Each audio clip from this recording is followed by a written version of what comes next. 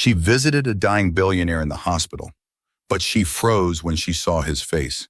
She was worth nothing to the world. He was worth billions to everyone but himself.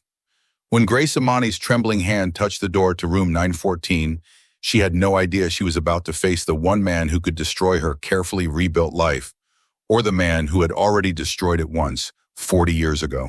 Before I continue with this story, please, hit that subscribe button. By subscribing is the only way you can support us. Subscribe and share this story as someone who might need, and do not forget to comment where you are watching from. I will be reading it.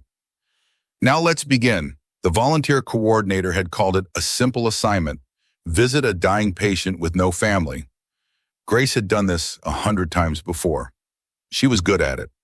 Good at sitting with strangers in their final days, offering comfort without judgment, presence without expectation. But the moment Grace peered through the glass panel and saw his face, thinner now, grayer, connected to machines that beeped out the rhythm of a failing heart, her breath locked in her chest. Because Nelson Dwight wasn't supposed to be here. He wasn't supposed to be dying. And he absolutely wasn't supposed to still look like the man who had loved her when they were young and broke and foolish enough to believe love was enough. At 70 years old, she had survived a husband's death, bankruptcy, racism that smiled in her face while closing every door, and the exhausting work of raising 2 children alone while building a business from borrowed money and borrowed hope. She had learned to stand straight when life tried to bend her.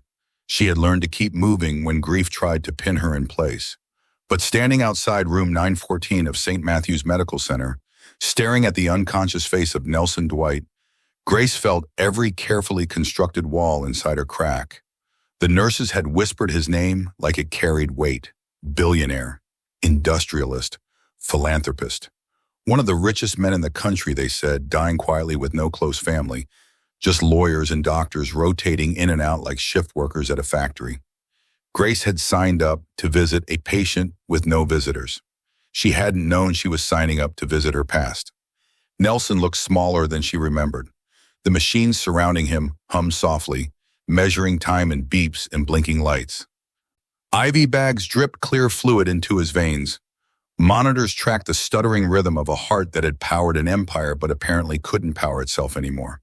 His face, once commanding, sharp, the kind that could fill a room and bend it to his will, was thin now, sunken, framed by silver hair and deep lines that spoke of decades lived hard and fast and alone.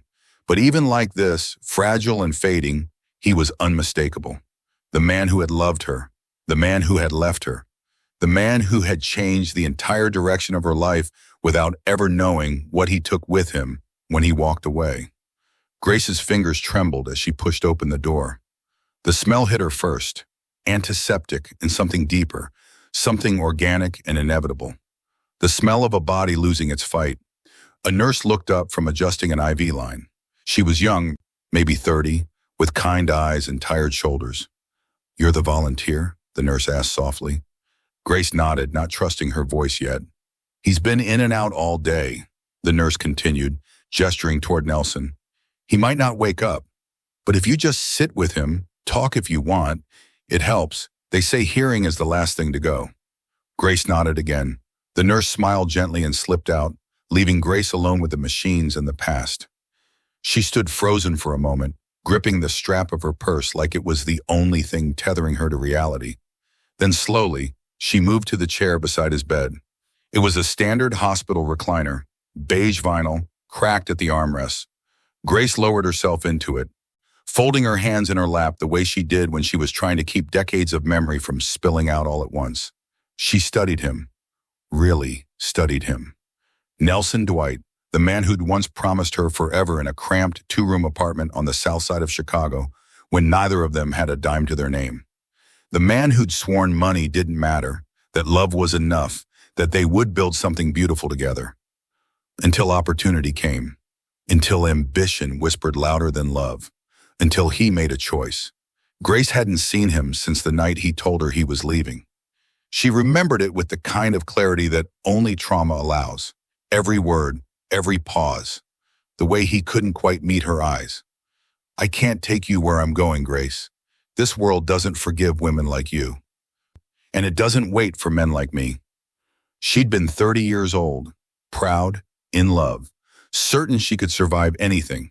She had survived, but the scars had stayed. Grace had built a life anyway. She'd opened a small restaurant in Detroit that became a neighborhood institution. She'd married once, a good man named James who loved her deeply and died too early. She'd raised 2 children who were now scattered across the country, living their own lives. She had lived fully, and Nelson had become a legend, a ghost she saw occasionally on magazine covers or business news segments. A reminder of the fork in the road where her life split into what was and what could have been. Now here he was, dying, alone, just like the volunteer form had said. No family, no visitors. Grace's throat tightened. Her voice, when it finally came, was barely a whisper. "You always hated hospitals," she said to the unconscious man. "Said they smelled like fear and bleach." The machines beeped their indifferent rhythm. Nelson didn't move. Grace leaned back in the chair, her heart pounding like it might crack her ribs. She told herself she should leave. This was a mistake. Nelson stirred, just slightly, a twitch of his fingers, a shallow intake of breath. Grace leaned forward, her pulse racing. His eyes opened, slowly, cloudy at first, searching the ceiling, the machines, the unfamiliar room. Then they found her and froze. For 3 full seconds, neither of them moved. The air between them became thick, pressurized with 40 years of silence. Recognition dawned in Nelson's eyes like a sunrise, slow, then all at once. His lips moved. No sound came out at first. Then, barely audible, scratched and broken. "Grace?" The room tilted. Grace opened her mouth but couldn't speak. Her name in his voice, after all these years, was a key turning in a lock she thought she'd welded shut. "I thought," Nelson swallowed, wincing with the effort. "I thought you were gone." Grace found her voice. It was steady, stronger than she felt. "I am," she said softly. "I was, and then I wasn't." And just like that, 40 years collapsed into the space between one breath and the next. Grace sat back in that beige vinyl chair, watching the man who had once been her entire world struggle to stay conscious, and she couldn't help it. The memories came flooding back. Grace had met Nelson Dwight in the summer of 1965 at a community meeting in a cramped church basement on Chicago's South Side. She was 23. He was 25. She'd come to hear about voter registration. He'd come because he believed organizing could change the world. He'd worn a shirt with a frayed collar and shoes he'd reselined himself. She'd worn a dress her mother had made from curtain fabric. Neither of them had anything. Neither of them cared. After the meeting, he'd walked her home 6 blocks in the August heat, talking the entire way about Baldwin and Du Bois and the future he could see coming if people just pushed hard enough. Grace had listened, amused and intrigued by this intense young man who spoke like he could will a better world into existence. "You think talking changes things?" she'd asked at her stoop. "I think talking is the blueprint," he'd said. "But building? That takes hands, takes work, takes people like you. You don't know anything about me. I know you stayed for 3 hours in a room with no air conditioning because you care. That's enough." She'd invited him to Sunday dinner. He'd shown up with wildflowers he'd picked from an empty lot. Her mother had loved him instantly. They'd married that winter in the same church basement where they met. No reception, no honeymoon, just a promise made in front of 20 people, and a God Grace wasn't entirely sure was listening. Their first apartment had been a 4th-floor walk-up with windows that wouldn't close all the way and radiators that clanged like prisoners rattling bars. Nelson worked at a printing press during the day and took night classes in business and economics. Grace worked as a seamstress and cooked meals that stretched $1 into 3 days. They were happy, not comfortable, not secure, but happy in the way young people can be when love feels like the only currency that matters. Nelson had dreams that spilled out of him at night when they lay tangled in sheets too thin for Chicago winters. He wanted to build something, not just for himself, for them, for people who looked like them and had been locked out of rooms where power lived. "I'm going to own something, Grace," he'd whisper in the dark. "Something real, something they can't take away." Grace had believed him, but she'd also believed in them. She hadn't realized those were different things. The opportunity came in 1968. A white businessman named Harrison Levesque, old money, old connections, had noticed Nelson's work at the press. Sharp, efficient, brilliant with numbers and logistics. Levesque offered Nelson a position. Not at the press, at his firm, Real Money, Real Access. A door cracked open just wide enough for one person to slip through. But there were conditions, unspoken ones that landed heavy as stones between them. "He wants me alone," Nelson had said one night, staring at the wall of their apartment. Unmarried, unattached. He said, "You'll move faster without complications." Grace had gone very still. "And you're considering it." "Grace, don't." Her voice had been steady. She wouldn't cry, not yet. "Just tell me the truth." Nelson had finally looked at her, really looked. "This is the chance, Grace. The only chance someone like me gets. You know what it's like out there. They're not going to give me this twice, and then take me with you." "I can't." His voice cracked. "You know I can't. A black man with ambition is already suspect. A black man with a black wife. They'll bury us both before we even start." The silence that followed was the sound of something breaking cleanly in half. He'd left 2 weeks later. Not cruel, just final. He'd written her a letter she still had somewhere, boxed away with wedding photos and dreams that didn't survive contact with the world. "I love you. I will always love you. But I can't be both the man you need and the man I need to become. Forgive me." Grace had survived, because that's what she did.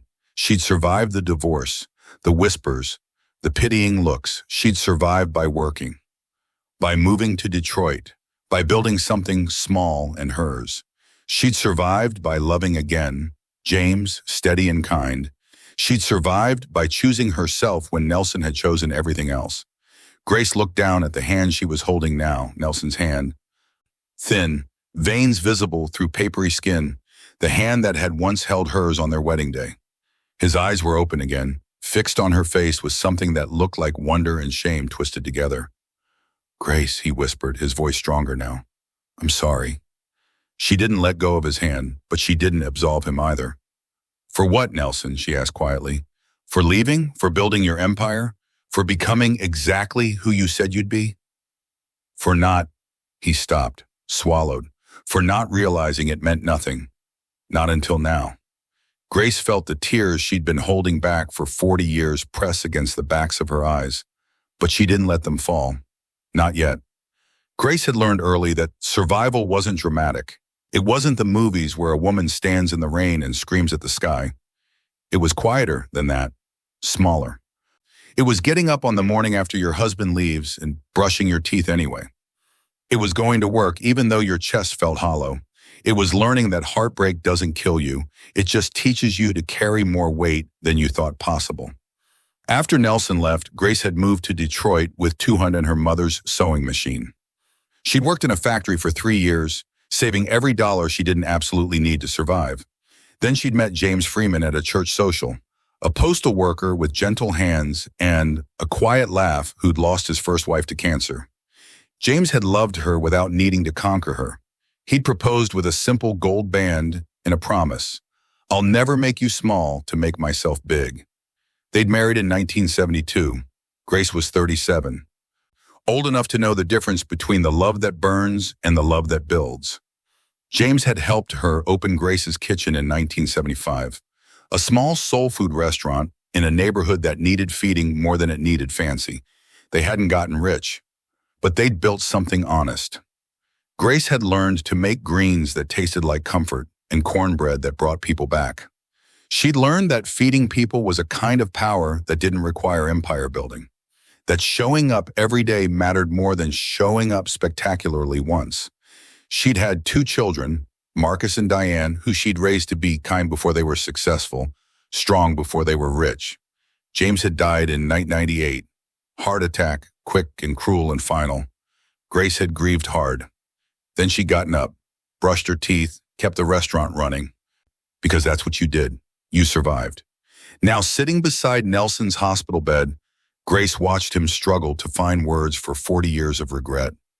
"I built everything," he whispered, his eyes fixed on the ceiling as if confession was easier without eye contact. "Shipping," real estate, tech investments before anyone understood what tech would become. He paused, breathing hard. I was in rooms with presidents, had senators on speed dial. My signature moved billions. I know, Grace said quietly. I saw you on the news sometimes. Did you? Nelson's voice caught. Did you ever think about what we could have been if I'd stayed? Grace considered lying, considered kindness. She chose truth instead. At first, yes, for years. Then I stopped thinking about what could have been and started living what was. Nelson turned his head to look at her. I never stopped, he said, thinking about you. Every deal I closed, every company I acquired, there was this emptiness, like I was filling a room that had no walls. Grace said nothing. I looked for you once, Nelson continued. 1984, hired a private investigator, found out you'd remarried, had children, built a restaurant. You never reached out. What would I have said? Congratulations on surviving me? Despite everything, Grace almost smiled. The door opened. A nurse entered, followed by two men in expensive suits and a woman carrying a leather portfolio that probably cost more than Grace's monthly mortgage. They stopped short when they saw Grace. Mr. Dwight needs rest, the woman said, her voice professionally pleasant but firm. Visiting hours are... She stays. Nelson's voice was stronger than it had been all day. The woman glanced at her colleagues.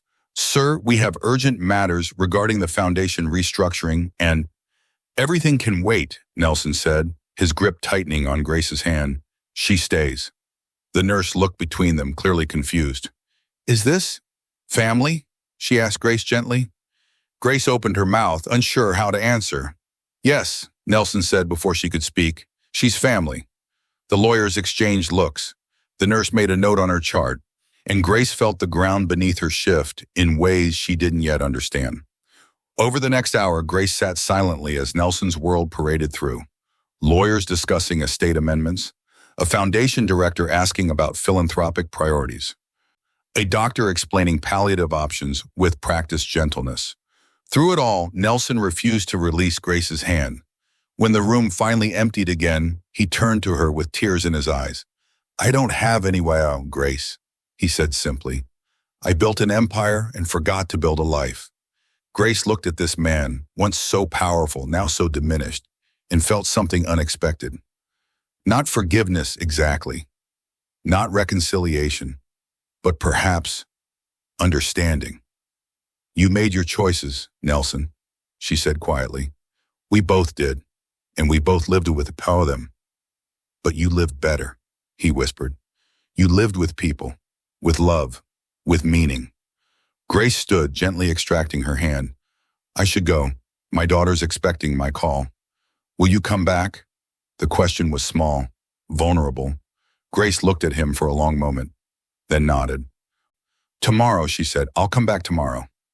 Grace returned the next morning with a thermos of soup she'd made at 5 a.m. because sitting still felt impossible. Nelson was awake but diminished. The oxygen mask was back. His breathing labored. The nurse who'd been adjusting his IV looked relieved to see her. He's been asking for you, she said quietly. Wouldn't settle until we promised you were coming. Grace set the thermos on the bedside table and took her place in the now familiar vinyl chair. Nelson's eyes tracked her movement. You came, he whispered through the mask. I said I would.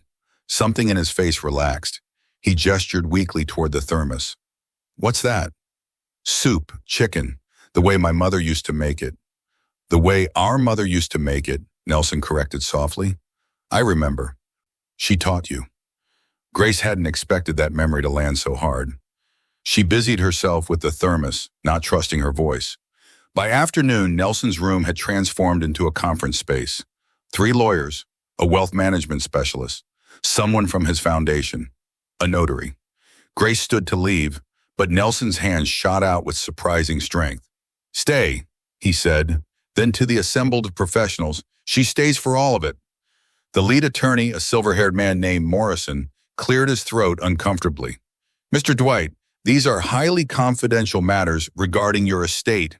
Perhaps the lady would be more comfortable. The lady stays, Nelson repeated, his voice gaining steel Grace recognized from 40 years ago. And whatever you have to say, You can say in front of her. Morrison's jaw tightened, but he nodded. Grace sat, her hands folded, feeling increasingly like she'd stumbled into a play where everyone knew the script except her. She caught fragments as they discussed trusts and foundations and liquidation schedules. Numbers so large they stopped sounding real. Properties in cities she'd never visited. Holdings in companies she'd never heard of. Through it all, Nelson watched her face.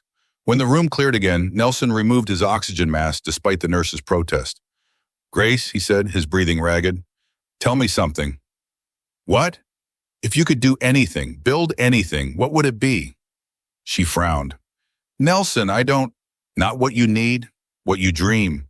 If money wasn't an issue, if time wasn't running out, what would you build?" Grace was quiet for a long moment. "Spaces," she said finally, "for women like me. Women who lost husbands, who raised children alone, who built businesses on borrowed hope." She looked at him. Places where they could start again, where dignity mattered more than profit. Nelson closed his eyes, smiled. "That's what I thought you'd say." "Why are you asking me this?" He opened his eyes. "Because I never stopped loving you, Grace. And I need to make something right before I run out of time." Grace stood abruptly. No, Grace, I didn't come here for this, Nelson. I came because you were alone. Because despite everything, I couldn't leave you to die with no one." Her voice shook. "But I won't let you rewrite history. I won't be your deathbed redemption." "It's not about redemption," Nelson said quietly. "It's about legacy. Real legacy. The kind that feeds people instead of just feeding profit margins. Then leave your money to a foundation, to charity, to—" "I have no heirs, Grace." Nelson's voice was flat, final. "No children, no siblings, no family. By choice? By consequence." He held her gaze.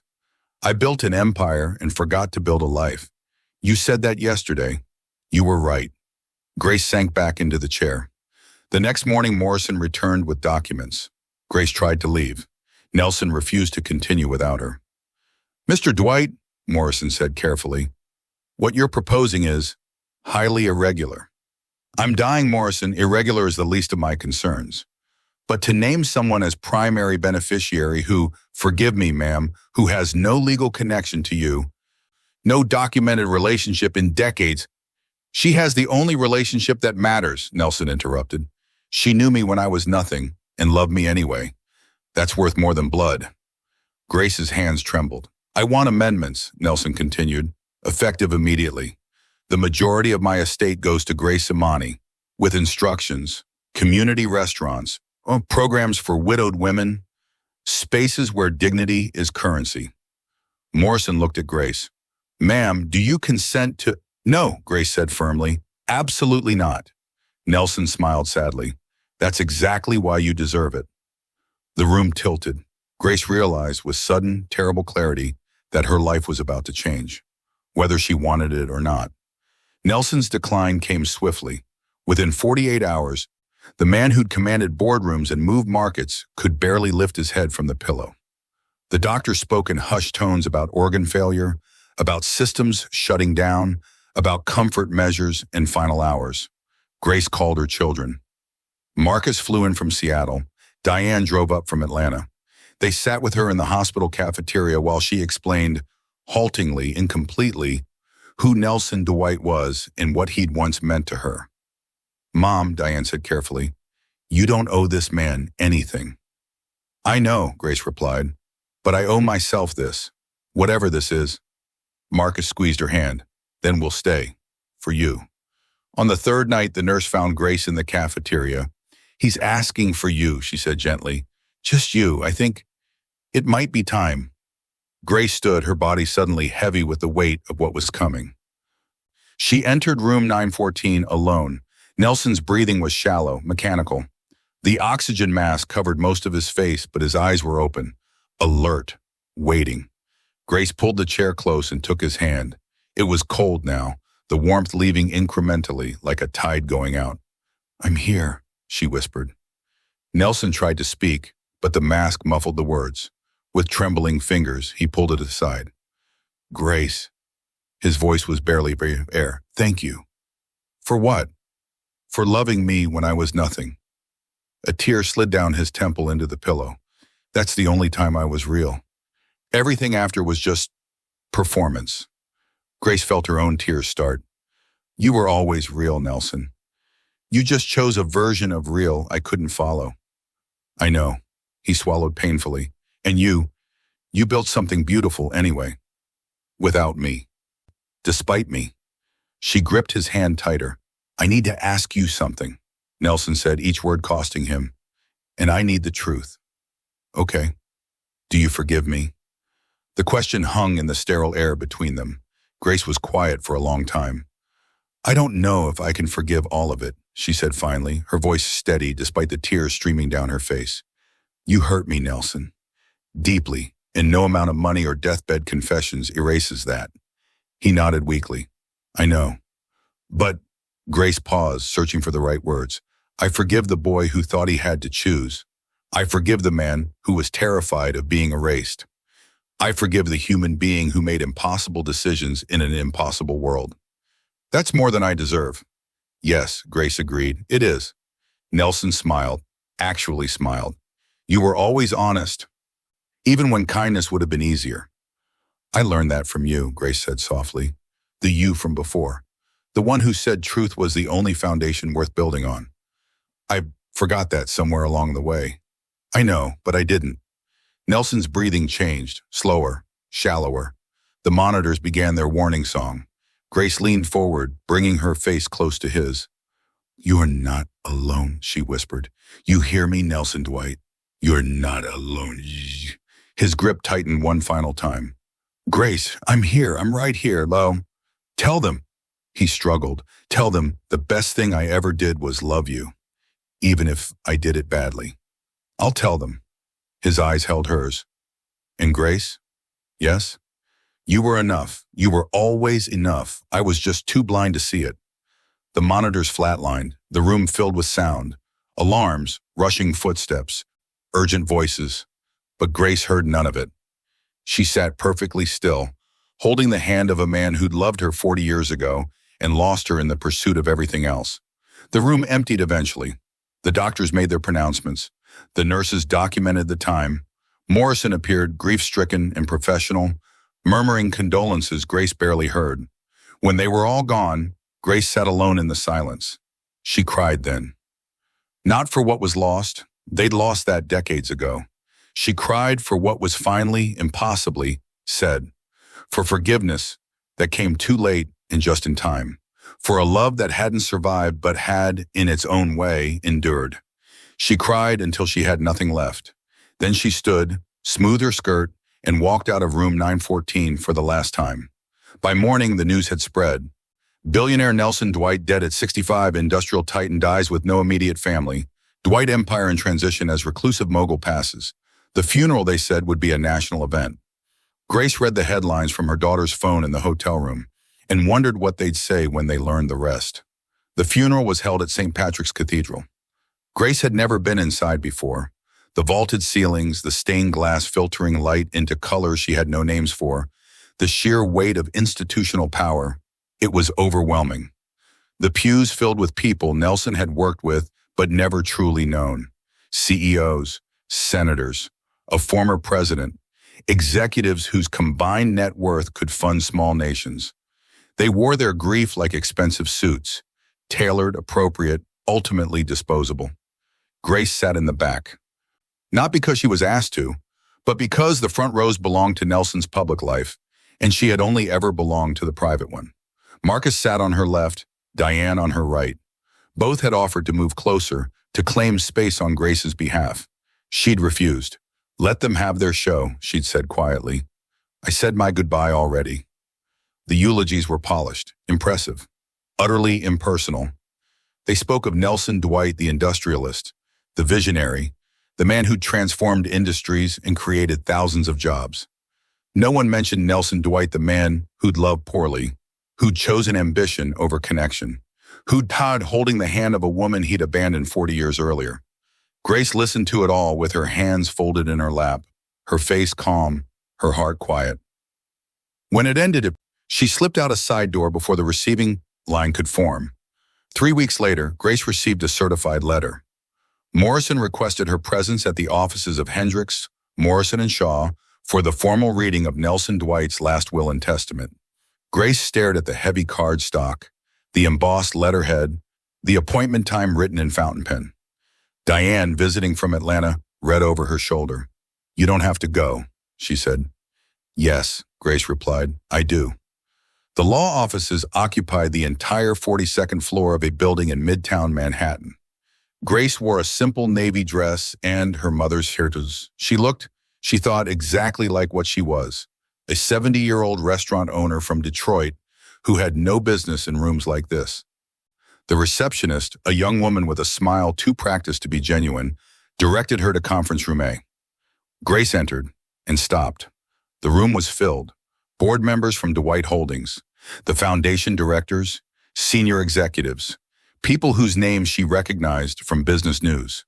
They sat in leather chairs around a table that could seat 20, looking variously impatient, curious, and irritated. All conversation stopped when Grace appeared. Morrison stood.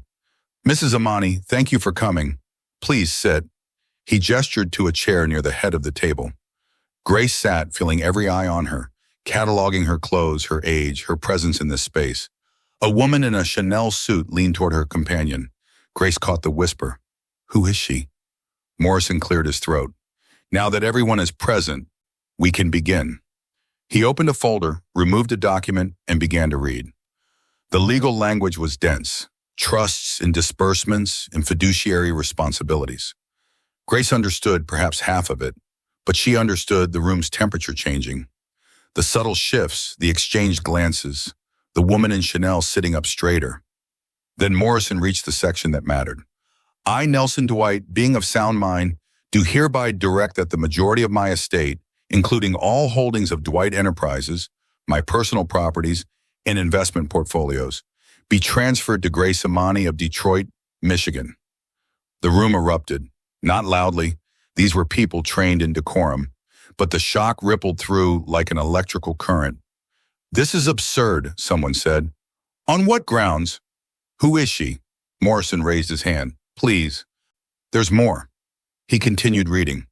"Grace Imani is to serve as primary steward of the Dwight Legacy Foundation with full authority to redirect all assets toward the following purposes: the establishment of community restaurants, providing dignified employment and nourishment; the creation of grant programs for widowed women rebuilding late life dreams; and the funding of spaces where human dignity is valued above profit margins. Silence. Then, "I make this decision not out of sentiment, but out of recognition. Grace Imani fed me when I was hungry, believed in me when I was nothing, and loved me when there was no reward for it. She built a life of meaning while I built an empire of isolation. It is my hope that in her hands, my life's work might finally mean something real." Morrison set down the document. The woman in Chanel turned to Grace. "This is a joke. It has to be. You were what, his mistress?" Grace met her eyes calmly. "I was his wife 45 years ago, before any of you knew his name." The room went utterly still. Morrison spoke into the silence. "The will has been validated. All legal challenges have been anticipated and preemptively addressed. Mrs. Imani's claim is uncontestable." A board member, silver-haired, expensive watch, leaned forward. "Mrs. Imani, surely you understand this is highly irregular. The foundation, the holdings, these require expertise, connections, understanding of..." "Of what?" Grace interrupted gently. "Of how to feed people, of how to build community, of how to recognize dignity when the world insists on measuring worth in dollars." She stood. "I didn't ask for this. I didn't want it. But Nelson believed I could do something with his empire that he never could, turn it into something that actually helps people." She looked around the table. "I intend to honor that belief, with or without your approval." The media descended within hours. Cameras outside her hotel, reporters calling her children, requests for interviews, exclusives, comments. Grace declined them all. Instead, she released a single statement through Morrison. "I accept this responsibility not as a reward, but as a sacred trust. Nelson Dwight's legacy will be measured not by what he accumulated, but by what his resources can now create for those who need them most. That night, alone in her hotel room, Grace finally allowed herself to feel the enormity of it. Not the money, but the responsibility.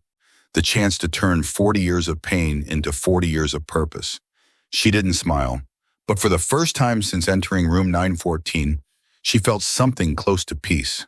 Grace didn't quit her restaurant. That surprised people. The board members, the foundation directors, the wealth managers who appeared with their projections and portfolios, they all assumed she would step away from Grace's kitchen, hire someone to run it, move into a penthouse somewhere and live the life Nelson's money could buy. Instead, Grace kept her apartment in Detroit. She kept her early morning routine, up at 5 a.m., coffee in the same chipped mug she'd used for 20 years, reviewing the day's menu before the sun rose. She kept showing up, but now she showed up with resources that could multiply what one small restaurant had always tried to do. The first Grace's Kitchen Community Center opened 18 months after Nelson's death. It occupied a renovated warehouse in Detroit's North End, a neighborhood that had been forgotten by everyone except the people who lived there. The space included a full restaurant with a pay-what-you-can model, a commercial kitchen where women could learn culinary skills and start catering businesses, childcare, a small library, meeting rooms for neighborhood organizing. Grace stood at the opening ceremony in a simple dress, no microphone, no speeches. She just unlocked the doors and said, "Come in, this is yours." Within 2 years, there were Grace's kitchen centers in 7 cities, each one designed not by corporate consultants, but by the communities they served. Each one employing women over 50 who needed second chances. Each one proving that dignity and sustainability weren't opposing forces. Grace hired the woman in the Chanel suit, her name was Rebecca Winters, to run the foundation's investment portfolio. "Make it grow," Grace had said at their first meeting, "but make it grow in ways that don't require anyone to be stepped on." Rebecca, who'd spent 30 years in traditional finance, had stared at her. "That's not how wealth typically works, Mrs. Imani." "Then we'll make it work differently." 3 years in, the Dwight Legacy Foundation had quietly become one of the most innovative philanthropic organizations in the country, not because it threw money at problems, but because it listened first, built with communities, not for them, measured success and changed lives, not just dollars distributed. Grace traveled constantly those first years. She met with women rebuilding after loss, listened to neighborhood leaders describe what their communities actually needed, sat in kitchens and living rooms, taking notes in a worn spiral notebook. She was 73 years old and working harder than she had in decades. And she was, in a way she couldn't quite articulate, finally free. Grace never remarried. People asked occasionally. Well-meaning friends. Her children worried she was lonely. "I'm not lonely," she would say. "I'm complete. Those are different things." She dated once or twice, a retired teacher, a widower who ran a bookstore. Nice men, kind men. But Grace had learned something about herself in the years since Nelson's death. She didn't need partnership to feel whole. She had her children, her grandchildren, 3 now with a 4th on the way, her work, her community. She had built a life that belonged entirely to her, and that was enough. Every year on the anniversary of Nelson's death, Grace visited his grave. It was in a private cemetery in Westchester, under an oak tree with a simple headstone that read, "Nelson Dwight, 1960-2025. The best thing I ever did was love you." Grace had chosen the inscription herself. She would sit on the bench nearby, usually in the early morning when the cemetery was empty, and talk to him the way she never quite could when he was alive. She told him about the centers, about the women who were starting businesses and feeding their neighborhoods, about Rebecca, who'd left corporate finance entirely and now called Grace twice a week to share ideas. "You would hate how inefficient some of this is," Grace said to the headstone one spring morning, 5 years after his death. "All these meetings, all this listening, you'd want to just decide and execute." A bird called from the oak tree above. "But that's not how you build something that lasts. You knew that once, before you forgot." She stood, brushing grass from her skirt. "I forgave you, Nelson, not all at once, not completely, but enough." On her 78th birthday, Grace's children threw her a party at the original Grace's Kitchen. The entire neighborhood came. Women who'd trained in the community center kitchens brought dishes. Former board members who'd become genuine friends flew in from across the country. Rebecca Winters presented Grace with a photo book documenting every Grace's Kitchen Center, every program, every life changed by the foundation. "You did this," Rebecca said, her voice thick with emotion. "Not the money, you." Grace paged through the book slowly, seeing faces she recognized and hundreds she didn't. Women smiling in chef's whites, children eating fresh meals, community gardens, job training programs, spaces filled with dignity and purpose. Marcus handed her a glass of champagne for the toast. But before anyone could speak, Grace raised her hand. "I want to say something." The room quieted. "I spent 40 years surviving," Grace said, "building a good life out of heartbreak, learning that you can love someone and still walk away. That strength isn't about never falling, it's about getting up anyway." She paused, looking around the room. "Nelson Dwight hurt me. He also loved me. He left me. He also, in the end, gave me the resources to multiply everything I'd been trying to do alone." She smiled softly. "I don't know if that's redemption. I don't know if that's justice, but I know it's real." She raised her glass to second chances, to dignity, to the long hard work of becoming yourself. "To Grace," the room echoed. Late that night, alone in her apartment, Grace looked at the photo on her mantle. It was from 1970, her and Nelson on their wedding day, young and broke and impossibly hopeful. She touched the frame gently. "Some faces don't haunt you because they hurt you. They haunt you because they changed who you became. And sometimes, if you're very lucky, you get the chance to take that change and turn it into something that feeds more than just your own survival." Grace turned off the light and went to bed. Tomorrow, she had a meeting about opening the 10th Grace's Kitchen. Tomorrow, she had work to do. Tomorrow, she had a life that finally, completely belonged to her.